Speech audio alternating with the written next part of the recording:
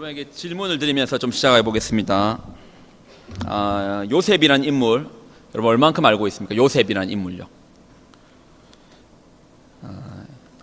한번 물어볼게요. 왕이 높습니까? 총리가 높습니까? 왕이 절대적으로 높죠. 겨눌 수가 없습니다. 그럼 다시 한번 물어보겠습니다. 왕과 총리 중에서 실력적으로는 누가 더 실력이 뛰어날까요? 왕일까요? 총리일까요? 누가 더 실력 면에서 또 능력 면에서 더 뛰어날까요? 왕일까요? 총리일까요? 이거는 물어볼 필요가 없이 월등히 총리가 앞섭니다. 이유가 왜 그럴까요? 왕은 그 금수저의 이제 최고의 이 앞자리에 있지 않습니까?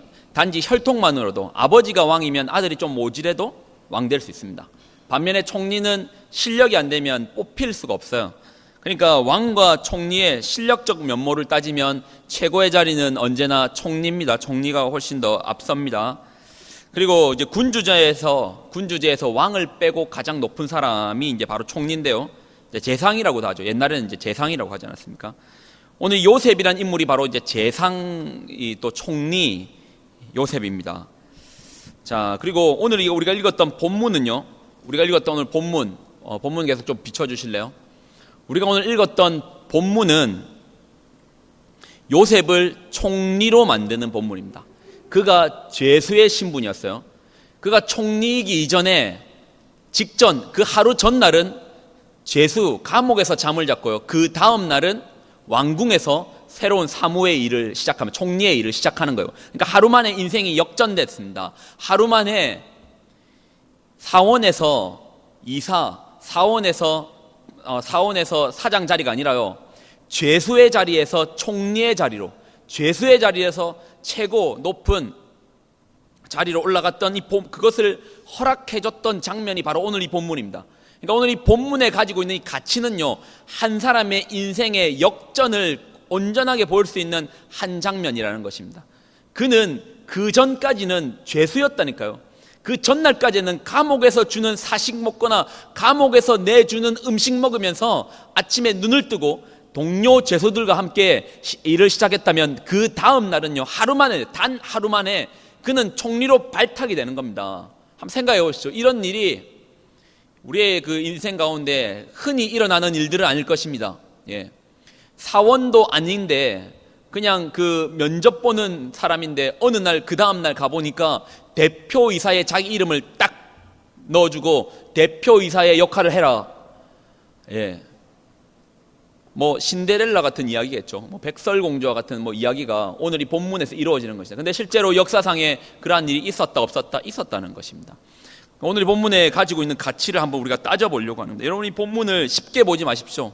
남 일이니까, 남이 하루 만에 인생이 역전됐으니까 이건 뭐 가볍게 여기는 경향이 있는데요, 그렇지 않습니다. 이것이 실제의 이야기라면요, 그리고 오늘 본문에서 그 솔루션을 보인다면요, 그래서 우리에게도 동일하게 이러한 기회가 있을 때 이러한 이 사건이 일어날 수 있다면 이 본문을 어떻게 가볍게 여기겠습니까? 한 죄수가요, 그냥 사원 되는 것만 해도 대단할 것이고, 한 죄수가요, 한 나라의 그냥 관리로서 뽑혔다라는 것도 대단할 겁니다. 더 이상 죄수의 신분에서 면천됐다는 것도 대단합니다. 그리고 요셉은요, 죄수 이전에 그의 신분이 뭐였습니까? 노예지 않습니까? 노예에서 죄수, 죄수에서 총리, 뭐 답이 안 나오는 이 상황들입니다. 자, 그 장면을 우리가 한번 살펴보려고 합니다. 근데 오늘 도대체 어떤 내용이 들어있었길래 한 인생이요, 노예에서 죄수, 죄수에서 총리로 바뀔 수 있었던가? 본문을 다시 한번 꼼꼼히 읽어볼 필요가 있지 않을까요? 예, 다시 한번 읽습니다. 여러분 본문 한번 보여주세요. 29절입니다. 자, 29절입니다. 이번부터는 제가 조금 설명을 해드리겠습니다. 여러분 잘 쫓아오시기 바랍니다. 자, 29절 여러분이 읽습니다. 시작. 자, 애굽 땅에 뭐가 있을 거를 예청합니까? 7 뭐요? 풍년이요. 풍년 뭐죠? 예, 쌀 많이 생기는 거 풍년이죠. 몇 년 동안요? 7년. 자, 그 후에 어떤 일이 일어나죠? 30절입니다. 읽습니다. 시작.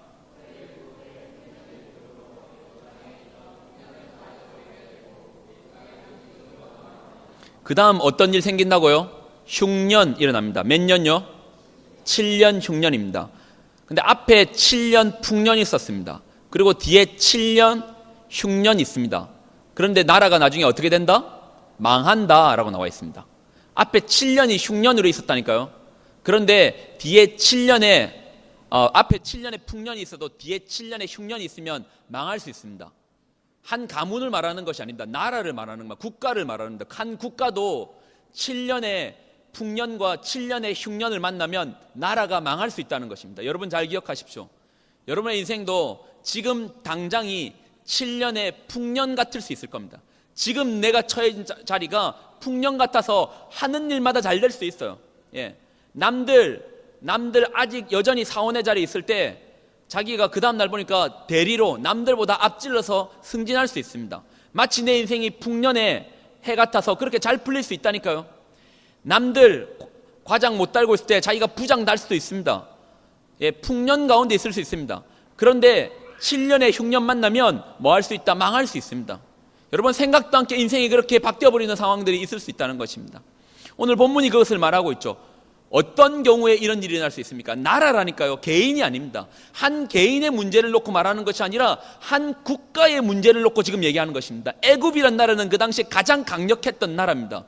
4대 문명 중에 하나의 문명이 이집트 문명 아닙니까? 나일강을 중심으로 그랬던 문명이 가득하였던, 문명의 능력이 있었던, 문화의 꽃이 피었던 그 나라, 또 7년 풍년에 7년 흉년을 만나면 나라가 망할 수 있다. 그 기근으로 망할 수 있었다 합니다. 7년의 흉년만 만난 게 아닙니다. 풍년을 겪고도 7년의 흉년을 만나면 나라가 망할 수 있다니까요. 그러니까 여러분 까불지 마십시오. 지금 내 인생 잘 풀리는 것 같습니까? 망할 수 있습니다. 예, 한 나라도 망한다면 개인 정도는 우습게 망합니다. 예, 여러분의 인생이라고 여러분의 집안에 테레비에 빨간 딱지 안 붙으라는 거 법 없습니다. 단 어떤 경우에요? 예, 어떤 경우에요? 7년의 풍년과 7년의 흉년을 해석해낼 수 있으면 이것은요 나라가 망하는 것이 아니라 나라가 흥하는 길이 될 수 있습니다. 한번 생각해 봅시다. 여러분이 다시 한번 물어볼게요. 7년의 풍년, 7년의 흉년이 있습니다. 자, 첫 번째는 그겁니다. 그리고 두 번째는 7년의 풍년, 그리고 또 7년의 풍년. 어느 게 더 좋을까요? 14년의 풍년만 있으면 그게 더 좋을까요? 그게 더 좋을 것 같습니까? 만약 주민이가 농사를 하는데 14년 동안 주민이가 있는 땅에 14년 동안 풍년만 일어납니다. 그러면 정말 그게 좋을까요? 아닙니다. 같이 망할 수 있습니다. 대한민국에 태풍이 다 비껴가가지고 그 해에 일조량도 좋고 비도 잘 내려서 농사가 너무 잘 되면 농부들이 하하 호호하고 웃으며 할 것 같습니까? 아닙니다. 오히려 같이 망해서 쌀 국회 앞에 놔두고 불태웁니다. 그런 거 봤죠? 쌀값이 몸값이라고 쌀 불태웁니다. 그 해에 너무 송아지들이 많이 나면 소값이요 개값 되는 날도 있었습니다. 14년의 풍년이 좋은 게 아닙니다. 7년의 풍년 플러스 7년의 흉년, 이것이 나중에 보면요 애굽이란 나라가 전 세계의 이 하나의 맹주국이 됩니다. 뭐 때문인지 압니까? 7년 플러스 7년의 또 풍년이 있었으면은 그 나라, 아니 다른 나라도 같이 잘 살았을 겁니다. 그래서 군사력을 가지고 애굽에게 덤비는 나라도 있었을 것입니다. 그런데 나중에 보면 각국의 나라들이 애굽 앞에 무릎을 꿇고 바로 앞에 무릎을 꿇고 자기가 스스로 종이 되기를 자천하면서 자기의 땅들을 다 내어놓고요, 이 땅 모든 땅은 바로의 땅입니다 하고 땅을 다 내어놔요. 예. 그리고 이제는 나중에 흉년의 어느 때 때문에는 자기 스스로가 종이 되기를, 나를 종으로 받아달라고 그렇게 해요. 어떤 세계의 열방들이 그렇게 한다는 것입니다. 그래서 야곱의 70인 가족들도 그래서 애굽으로 이동하지 않습니까? 예. 그러니까 7년의 풍년, 7년의 흉년이 오히려 애굽 입장에서는 최고였던 거예요. 그런데 분명 여기에서는 망할 수 있다고 했습니다. 하나의 조건만 갖다 붙이면요 이것이 기회가 될 수 있습니다. 그리고 하나의 조건만 모르면요 이것은 나라가 망할 수 있습니다. 뭡니까? 해석해내는 능력입니다. 지금의 7년의 풍년을 해석해내고 7년의 흉년을 해석해낼 수 있는 사람만 있으면 이것은 그 나라의 최고의 기회가 될 수 있습니다. 여러분 생각해 보십시오. 어떤 한 분이요, 이 농사를 지었답니다. 농사를 지었는데 농사가 너무 안 되더래요. 그래서 배추를 땅에 묻어버렸답니다. 근데 묻은 그 다음날 전국적으로 이른 서리가 내렸답니다. 땅에 자기 배추는 땅에 묻어놨으니까 괜찮았겠죠. 한 번에 이 벼락부자가 됐답니다. 근데 그 사람은 예측하지 못했어요. 근데 우연히 그래 된 것이죠. 근데 오늘 이 요셉이란 인물이 대단한 것이 이것을 예측해냈어요. 예측해내서 7년의 풍년과 7년의 흉년을 예측해냈어요. 이거 예측할 수 있습니까? 여러분 예측 가능합니까? 예. 사실 이 점만 가지고도, 근데 사실 이거는 은사입니다. 하나님이 요셉에게 허락한 은사입니다. 예. 그러면 왜 나에게는 이런 은사를 주지 않는가? 예, 그걸 논할 필요가 없습니다. 여러분에게도 다 은사가 있습니다. 각각의 은사 있을걸요. 예. 왜 나는 꿈을 꾸지 못하는가? 예. 잠이 부족해서 낮잠도 자고 강의실에서 자고 설교 중에도 자는데 왜 누구는 이 꿈을 이렇게 잘 해석하는데 나는 이 개꿈만 꾸는가? 그럴 필요 없습니다. 여러분에게 다 은사가 있습니다. 예, 다 은사가 있을 것입니다. 그런데 오늘 요셉이 특별한 점은요, 은사는 하나님의 선물입니다. 그래도 이걸 가지고 실력을 논할 필요가 없습니다. 만약에요, 요셉이요, 꿈을 해석해냈습니다. 바로의 꿈을 해석해냈잖아요. 그래서 7년과 7년의 풍년과 흉년을 해석해냈는데 이것만 잘했다면요, 요셉은요, 그 애굽에 있는 술객들, 꿈을 해석해내는 사람들, 내지는 이 별을 보며 점을 치는 사람들하고 똑같은 위치에는 갈 수 있었어도 총리는 되지 못했을 것입니다. 요셉이 총리가 될 수 있었던 이유는 따로 있습니다. 물론 그에게는 하나님의 능력으로 꿈을 해석하는 능력이 있었습니다. 그리고 그 꿈을 해석하는 능력은 요셉의 인생의 위기 때마다 기회로 작용되죠. 그러나 더 큰 거는요, 그가 총리가 될 수 있었던 것. 꿈 하나 잘 해석하면요, 애굽의 그 수많은 술객종, 꿈을 해석해내는 사람들, 내지는 별을 보고 그 별을 점치는 사람들 중에 한 사람밖에 못 됩니다. 근데 그는 총리가 되었습니다. 왜요? 그 다음 절이 있기 때문입니다. 33절부터 볼까요? 요셉이 총리가 될 수 있었던 이유는 33절부터 찾으면 됩니다. 33절 한번 읽어볼까요? 읽습니다. 시작.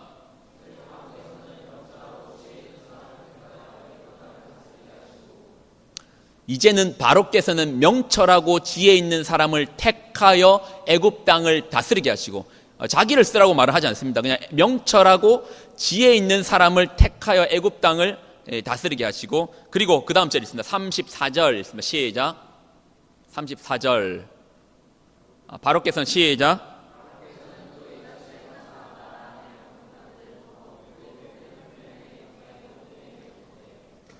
자, 여기서부터 중요합니다. 나라 안에 감독관들을 두어 그 7해 풍년을 애굽 땅에 5분의 1을 거두되, 35절 시작. 그들로 장차 올 풍년의 모든 곡물을 거두고 그 곡물을 바로의 손에 돌려 양식을 위하여 각 성읍에 쌓아두게 하소서. 36절 이와 같이 그 곡물을 이 땅에 저장하여 애굽 땅에 임할 7해 흉년에 대비하시면 땅이 이 흉년으로 말미암아 망하지 아니하리라. 요셉의 차별성입니다. 여러분 보이십니까? 요셉의 차별성이. 사실 이 본문이 여러분에게 무게감이 다가오지 않을 수도 있습니다. 가볍게 보는 경향이 있어요. 그런데 그렇지 않습니다. 한번 생각해 보십시오. 종이었던 사람이 하루아침에 총리가 된다니까요.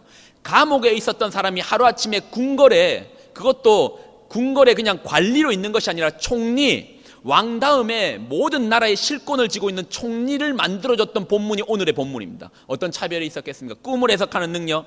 꿈을 해석하는 것은 그 당시에 애굽에 수많았던 술객들 중에 한 사람들도 꿈을 해석해낼 수 있는 능력은 있었어요. 요셉의 차별성은 바로 이것입니다. 여러분에게 만약에요, 지금 우리가 읽었던 본문을 한번 읽으면 한 몇 분 정도 되겠습니까? 요셉이 바로를 만날 수 있던 시간은 한 10여 분일 것입니다. 10여 분의 프레젠테이션을 통해서 그는 인생이 바뀌어버렸습니다. 10여 분의 프레젠테이션. 여러분에게도 하나님이 주신 능력이 있다니까요. 각각의 능력이 있을 것입니다. 그리고 그 능력에 맞춰서 하나님께서 기회들이 있을 것입니다. 요셉의 차별성은 그 기회가 왔을 때 바로 앞에서요, 한 10여 분의 시간을 통해서 그가 뭐를 말하면 정책을 말하는 겁니다. 정책을 말했어요. 그가 꿈만 해석하는 능력이 있었다면 그냥 술객 중 한 사람, 꿈을 해석하는 사람 중에 한 사람, 별을 해석하는 중에 한 사람하고 차별이 없었어요. 그런데 그는 오늘 이 본문에 보면 35절인가요? 34절이네요. 34절 다시 한번 보여줄래요? 34절을 다시 읽습니다. 여러분 꼼꼼히 한번 보십시오. 34절 시작.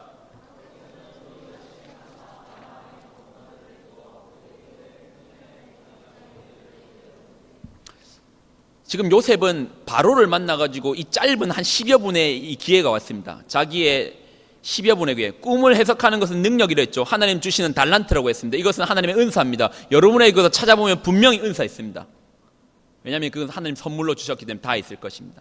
근데 그 은사와 기회가 맞아떨어진 것이죠. 보면 그 은사를 발휘하면서 그는 이렇게 말했습니다.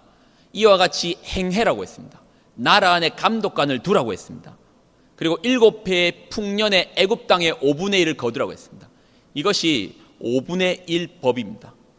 5분의 1 조세법입니다. 지금 우리가 읽었던 이 법이요, 한 몇 년 정도 한 나라에 누군가가 정치인들이 법을 세우잖아요. 그 법이 얼마나 자주 바뀌는 것은 우리가 쉽게 알 수 있을까요? 이 법이 몇 년 동안 지속되는 줄 압니까? 이 법이요 1500년을 살아있는 법을 만드는 거예요. 요셉이 단 바로 앞에 이 15분 정도의 프레젠테이션을 하는 동안 그는 1500년의 생명력이 있는 법을 만드는 거예요. 그가 선포했던 주창했던 그 법은요, 나중에 그 옥타비아누스인가요? 옥타비아누스 황제 때까지도 이 법이 통용이 되는 생명력 있는 1500년의 생명력이 있는 법을 지금 얘기하고 있는 것입니다. 그게 차별성입니다. 그럼 여기서 묻겠습니다.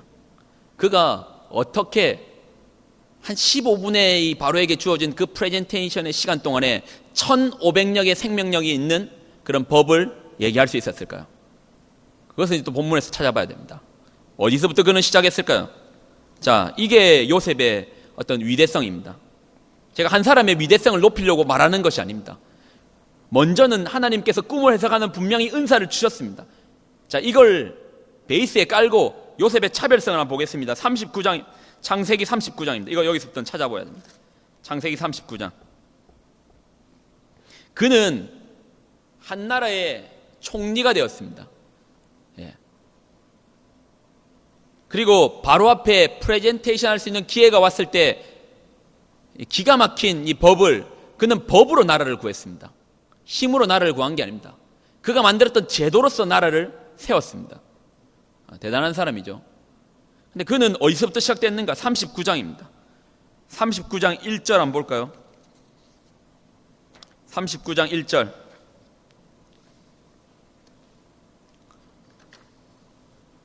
자, 한번 읽어볼까요? 요셉이 이끌려, 여러분 성경을 거의 안 들고 다니는 것 같은데, 자, 요셉이 이끌려 한번 볼까요? 같이 읽습니다. 시작. 요셉이 이끌려 애굽에 내려가매 바로의 신하 친위대장 애굽 사람 보디발이 그를 그리로 데려간 이스마엘 사람 손에 요셉을 사니라. 여호와께서 요셉과 함께 하심으로 그가 형통한 자가 되어 그의 주인 애굽 사람의 집에 있으니 그의 주인이 여호와께서 그와 함께 하심을 보며 또 여호와께서 그의 범사에 형통하게 하심을 보았더라. 요셉이 그의 주인의 은혜를 입어 섬김에 그가 요셉을 가정 총무로 삼고 자기의 소유를 다 그의 손에 위탁하니. 그가 어디서부터 나라를 경영하는 한 15분의 시간 만에 바로의 마음을 사로잡는 그런 이 위대한 총무가 될 수 있었을까? 총리가 될 수 있었을까? 그는 종으로 끌려간 자리에서 가정의 총무부터 시작합니다. 총무부터 시작해요. 그리고 조금 뒤에 보면 억울하게 감옥에 갑니다. 감옥에 가서 감옥에서 뭐 합니까? 감옥에서는 사무장합니다. 죄수들을 돌보는 사무장을 하는 거예요. 그러니까 그가 하루아침에 뭔가 누군가에게 설명할 수 있는 능력을 가진 것이 아니고요. 그의 시작점은 그가 노예로 끌려가서 그 노예의 자리에서부터 시작됐던 거예요. 거기서부터 가정의 총무로부터 시작했습니다. 가봉이 우리 그 임원들 잘 들어야 됩니다. 지금 섬기고 있는 이 자리로부터 나중에 하나님께서 어떠한 일을 쓰실 줄 모릅니다. 우리가 놓치는 것이 있습니다. 그래서 뭔가 일을 하는 걸 보면요, 보인다고 합니다. 어른들은 보인대요. 여러분은 안 보이죠? 여러분들은 총리가 되면 그때서 내가 이름을 떨치고 기가 막히게 그 일을 할 것 같다라고 생각하시죠? 근데 어른들의 눈에는 보인답니다. 나이가 한 50세 이상 넘어가시면 보인답니다. 그 사람이 작은 직분, 어떤 직분을 감당하든 그 직분을 감당하는 거 보면, 여기 보면 셀장들 있지 않습니까? 보인답니다. 그들의 눈에 그가 가정에서 어떻게 총무의 역할을 하는 걸 보면 나라의 총리도 되겠구나라는 것들이 보인답니다. 그리고 감옥에서도 사무장을 맡습니다. 거기서부터 시작하는 겁니다. 거기서부터 이게 몇 년인지 압니까? 요셉이 17세의 나이에 노예로 끌려옵니다. 그리고 총리가 됐던 나이가 30세입니다. 그럼 몇 년입니까? 13년을 그러한 인생을 살았습니다. 우리는 그가 마치 신데렐라와 같아서 하루아침에 인생에 역전되었구나 생각하는데 그렇지 않습니다. 성경은 그것은 십자가의 원리가 아닙니다. 하나님은요, 예수님께서 굳이 십자가를 지시지 않고도 우리를 구원하지 못했을까요? 아닙니다. 하나님의 방법은 십자가입니다. 철저하게 13년이라는 시간이 있었기에 그가 총리의 자리에 서게 되는 것입니다. 우리는 착각하는 경향이 있습니다. 내가 그런 기회가 없어서, 나에게는 기회가 없어서 그렇다. 아닙니다. 지금의 여러분의 한 발자국이요, 나중에는 그것은 역사를 만들고 길을 만들어낼 것입니다. 여러분의 권면드립니다. 노예로 끌려왔던 그 어린 노예 소년 요셉이 생각해 보십시오. 총무의 일을 감당하면서 그는 총리의 자리가 그때부터 시작되었던 겁니다. 감옥에 갇혔습니다. 억울한 가운데 감옥에 갇혀서 거기서 사무장의 역할을 감당하면서 그는 한나라의 총리로서 준비되었던 겁니다. 이것이 요셉이 가졌던 특별한 것입니다. 그런데 여기까지는요, 우리가 그냥 일반적으로 풀어나갈 수 있어요. 근데 하나 더 봐야 되는 거 있습니다. 요셉이 계속 헷갈리네요. 총리가 될 수 있었던 이 극적인 이유가 있습니다. 극적인 이유가 있습니다. 우리가 중간 단계에서 우리는 그 하나의 단계는 그가 배웠기 때문에 이것을 했다고 합니다. 총무의 역할을 감당했기 때문에 이걸 했다고 합니다. 그리고 사무장의 역할을 감당했기 때문에 이걸 했다고 합니다. 근데 우리가 놓쳐서 안 되는 게 있습니다. 그리고 지금 여러분에게도 충분히 해당되는 말씀이기 때문에 이것들에 대해서 여러분 살펴봐야 됩니다. 제가 아는 지체 중에요, 별로 이제 그 친구 공부 못합니다. 대학도 그 대학의 등급을 나누는 건 아니지만 그냥 흔히 말하는 지방대 또 삼류대 나왔습니다. 근데 지금 그 친구 그러니까 이걸 뭐 기업이라 해야 되나요? 그러니까 중소기업이죠. 만 3개 경영하고 있습니다. 나이가 28이네요. 기업만 3개를 운영합니다.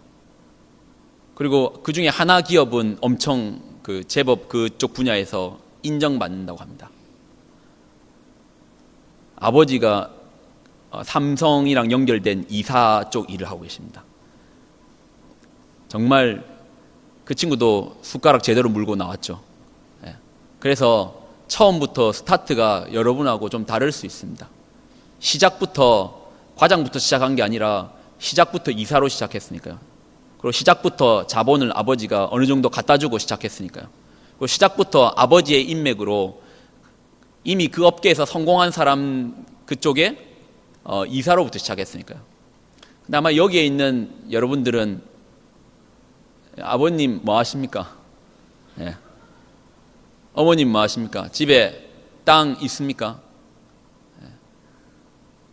경쟁선이 다른 거 그냥 인정하는 겁니다. 없잖아요. 저도 마찬가지입니다. 목회자 사이에서도 그거 있는 거 압니까? 그 성골, 진골 있는 거 압니까? 목회자 사이에도. 성골은 뭐냐 하면 예전에는 아버님이 목사님이시면 성골이었는데요. 요즘은 이제 세습 때문에 진골이 더 높은 거죠. 그러니까 아버지가 목사님이 진골이었는데 요즘은 아버님이 그 장로님이면 그것도 이제 그쪽에 교계에서 좀 이름을 높이면 진골이고 그 다음에 성골이 아버님 목사님 그리고 그냥 뭐 육두품 정도. 근데 저 같은 경우는 이제 저희 부모님이 교단이 다르시거든요. 그리고 뭐 아직 뭐 장로님도 아니시고 하니까 저 같은 경우는 개두품이라고 하더라고요. 출발선이 다릅니다. 친구들 중에서도 보면 출발 자체를 제법 이름 있는 큰 교회에서 시작하는 친구들이 있어요. 거기서부터 부목사 시작하는 사람이 있고요. 또 안 되는 사람은 박박 기어야 됩니다. 신학생 때부터 박박 기면서 시작하는 출발선이 있어요.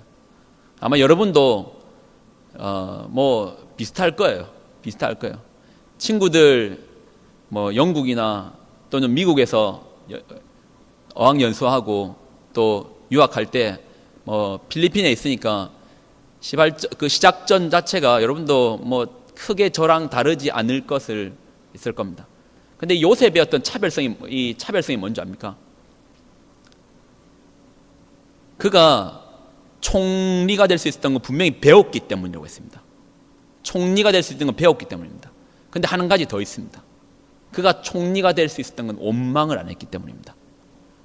원망을 안 했기 때문입니다. 여러분 한번 생각해봐요. 17세의 소년입니다. 그 전까지 집에서요 채색옷 입던 사람입니다. 남들 길거리에서 100페소 주고 옷 입을 때 요셉은 로빈슨 백화점에서 옷 고르던 사람입니다. 예. SM에서 상품권 쓰면서 옷 입던 사람입니다.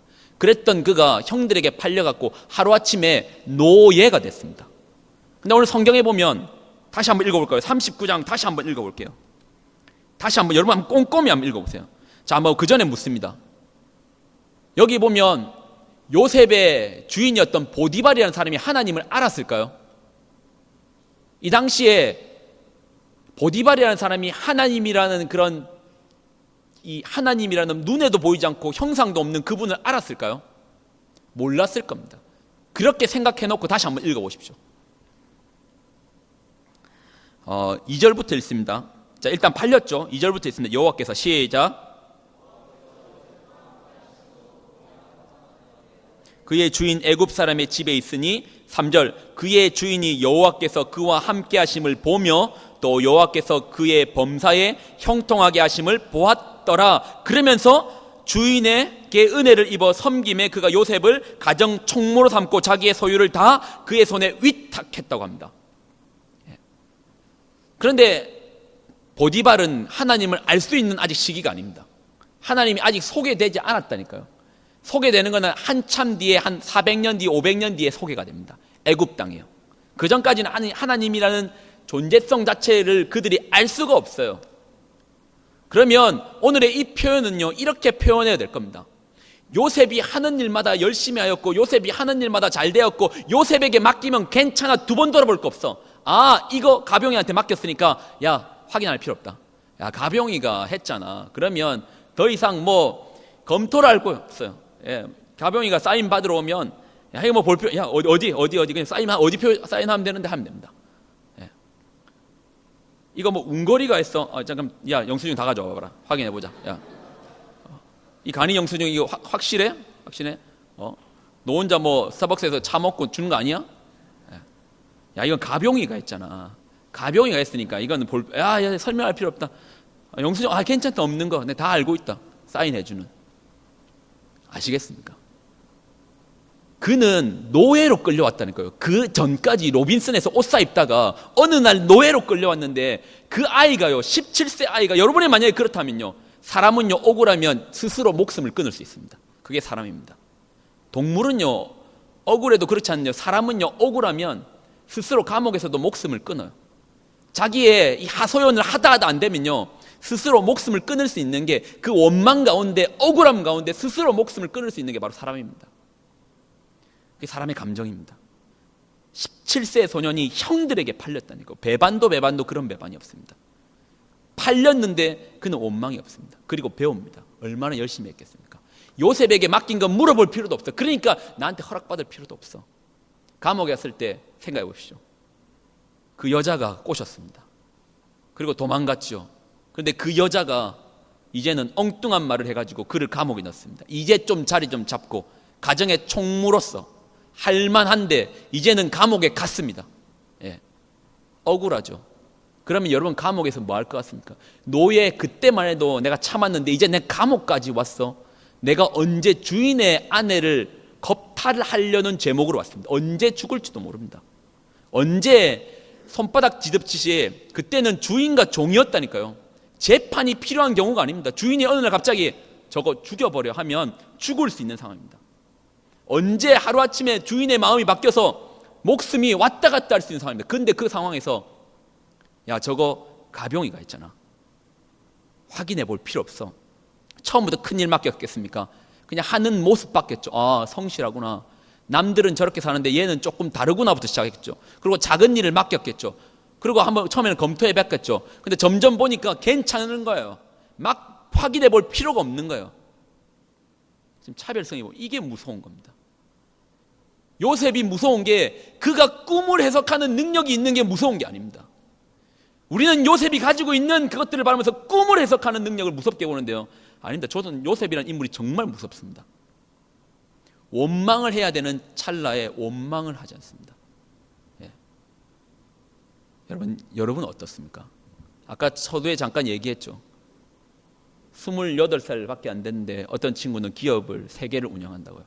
근데 아버지가 삼성이랑 연결된 큰 회사에 이사로서 일하니까, 그리고 처음 스타트부터 다르니까 나는 원래 그런 거야 원망하지 않습니다. 안 하는 것 같습니까? 합니다.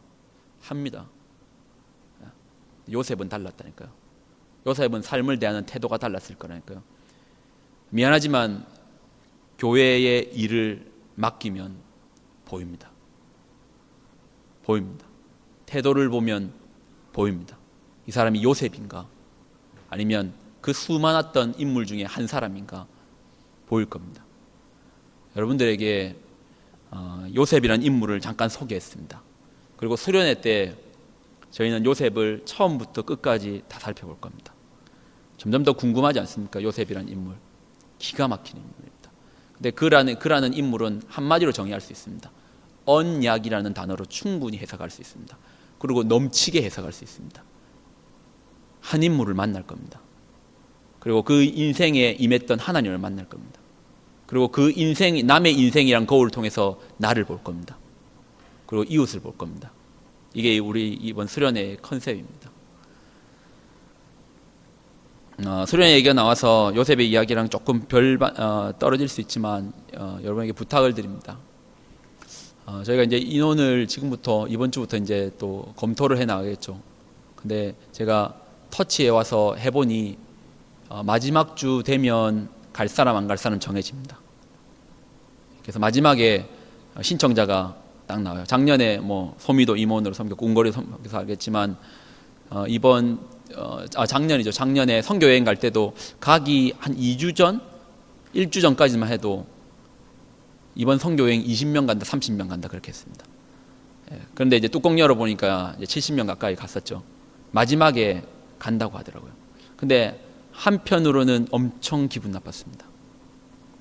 그게 그거잖아요. 선교여행은 지금 3주 전에 제가 미리 말씀을 드립니다.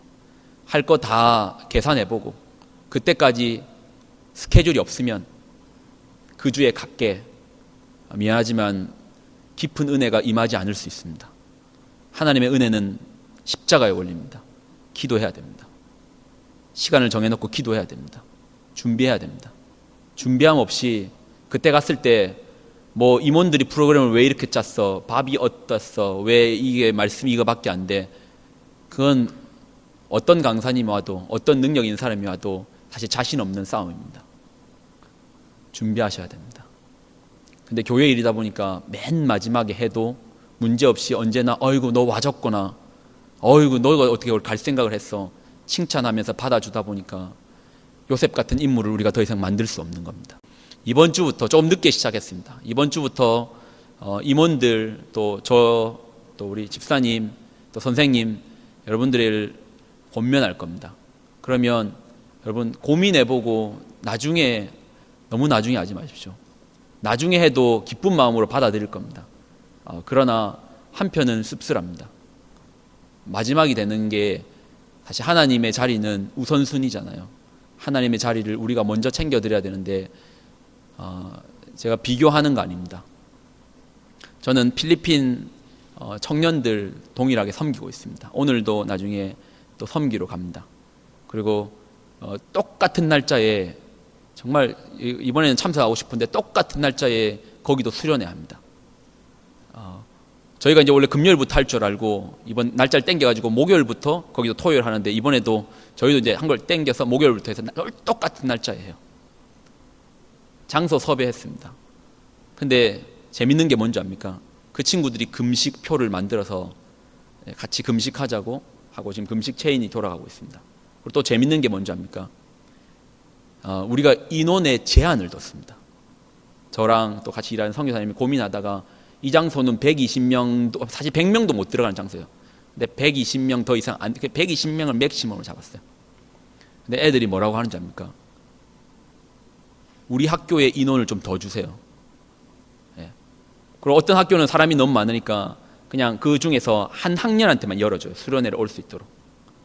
이제 수련회 날짜 발표됐습니다 하고 하면요, 반응이 와 하면 박수 와 이런 분위기예요. 우리 3월 24일부터 3월 26일 터치 수련회 합니다. 이런 분위기 아니라니까요. 와 하면서 하여 더 가겠다고 자기들 자리 좀 더 내달라고요. 어떤 친구는 자기 어머니 좀 모셔오면 안 되냐고 그래요. 정말 은혜가 뜨겁습니다. 그런데 강사 누군지 압니까?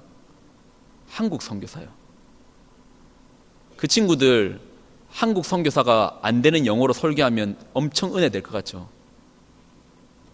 여러분 생각해 보십시오. 한국 선교사가, 그래도 이 친구들 영어 엄청 잘할 것 같죠? 그러니까 절반 이해하고 절반 자기가 해석해야 돼요. 자기가 상상해야 돼요. 하나님 말씀이니까 좋은 말씀이지 생각하고 자기가 스스로 은혜 받아야 돼요. 프로그램 특별할 것 같습니까? 아닙니다. 마음의 차이입니다. 그렇게 기도하고 지금부터 준비하고 틀에 넣고 기도하면요, 몇 명이 모이든 상관없이 엄청 뜨겁게 기도합니다. 그러니 그 자리 가면요, 작년에 있었던 일입니다. 선교사님이 말씀을 준비했는데요, 너무 아이들이 기도를 뜨겁게 하니까 그 따라서 같이 기도하다가 목이 나셔버렸어요. 설교하는데 목소리가 하나도 안 나는 겁니다. 그래서 그날 설교 없음. 설교 안 했대요. 그리고 설교 안 했대요. 그리고 학생 중에 하고 한 명씩 간증을 시킨 거예요. 너 간증할 사람. 줄이 너무 많이 간증하려고 너무 많이 간증을 서니까 중간에 끊었대요. 기도를 하는데 집회가 새벽 2시가 넘도록 3시가 넘도록 너무 기도가 넘쳤답니다. 그 장소를 빌려주셨던 분이요, 놀래가지고요. 놀래가지고 앞으로 이 장소만 계속 쓰라고 한 거예요. 그분이 너무 감명을 받은 거예요.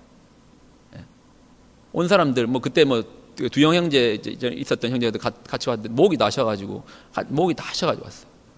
그런데요, 프로그램 다른 거 있는 줄 없습니다. 첫날은 금언 말 안 해요. 첫날 하루 동안 하나님 말씀만 듣고 말을 하나도 안 해요. 그리고 아침에 일어날 때 하나님 사랑합니다 하면서 하루를 시작하는 거예요. 그게 둘째 날이에요. 둘째 날 모르고 마치는 거예요. 그러니까 우리가 생각하는 그런 거 없습니다. 차이가 뭔지 압니까? 준비되어 있더라고요. 은혜를 갈구합니다. 한국 선교사가 영어로 안 되는 영어를 해가지고 얼만큼 은혜가 되겠습니까? 여러분들에게 이제는 여러분의 몫으로 부탁을 드리겠습니다. 수련회는 준비됐습니다. 답사도 갔다 왔고요. 장소도 엄청 좋은 장소를 정말 은혜로 얻었어요. 은혜로 얻고 또 프로그램도 하나님 정말 딱 맞는 컨셉을 주셨습니다. 그리고 여러분 몰라서 그렇지 옆에 있는 친구들 한번 얼굴 한번 보시겠습니까? 꽤 괜찮은 친구들입니다. 그 친구들 같이 갈 겁니다. 여러분만 준비하시면 됩니다. 임원들이 초대할 때 같은 마음으로, 그리고 이번에는 카톡방을 따로 만들어서 기도를 할 겁니다. 그리고 오프라인으로도 기도를 할 수 있으면 했으면 좋겠어요. 그렇게 준비해서 한번 여러분 두고 보십시오. 그 자리에 어떻게 하나님 역사하시는지. 요셉을 통해서 일하셨던 하나님, 우리를 통해서도 동일하게 일하실 겁니다. 뭐만 붙들면 되는지 압니까? 그걸 말할 겁니다. 그 한 가지만 붙들면 된다고요. 그 한 가지를 그 수련을 통해서 제가 자신 있게 말할 수 있습니다. 요셉은 그 한 가지를 붙든 사람이지 결코 그는 꿈을 꾸는 사람이 아니었습니다. 착각하지 마십시오. 그는 꿈의 사람이 아닙니다. 뭔가의 한 가지의 사람입니다. 그 한 가지를 수련회 때 같이 나누도록 하겠습니다. 기도하겠습니다. 제가 그냥 기도하고 마무리 짓겠습니다. 하나님, 우리 안에 하나님의 자리가 어디 있습니까? 내 안에 하나님의 자리가 어디에 있습니까?